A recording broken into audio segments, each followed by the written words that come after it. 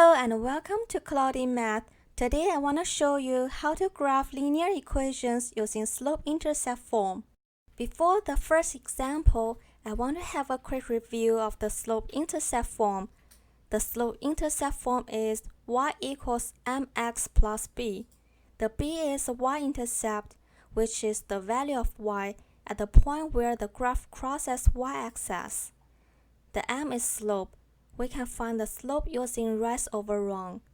If we have a graph like this, from left to the right, if it's going up, then the numerator is a positive number.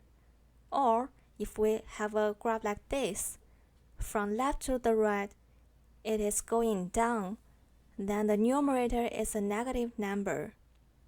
The denominator is always going to the right, and it's a positive number. According to the slope, we are able to know the pattern of this line. The first example is y equals x plus 5. The 5 is y-intercept, so b is equal to 5. The coefficient of x is invisible 1, so the slope is 1.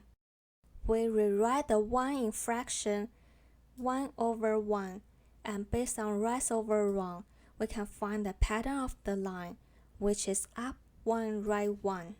When we graph this equation, we always start with the b. We can find the y-intercept on y-axis at point 5. Then follow the pattern, up 1, right 1, up 1, right 1, up 1, right 1.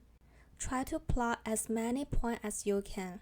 Then we connect these points and write the equation next to the line. This is how we graph this equation using slope-intercept form. The second example is 2x plus 4y equals 4. We can see this is not in slope-intercept form.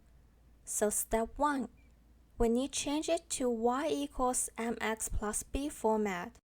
We transpose 2x to the right, then divide 4 on both sides of equation.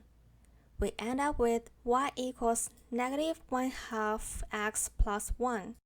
Step 2.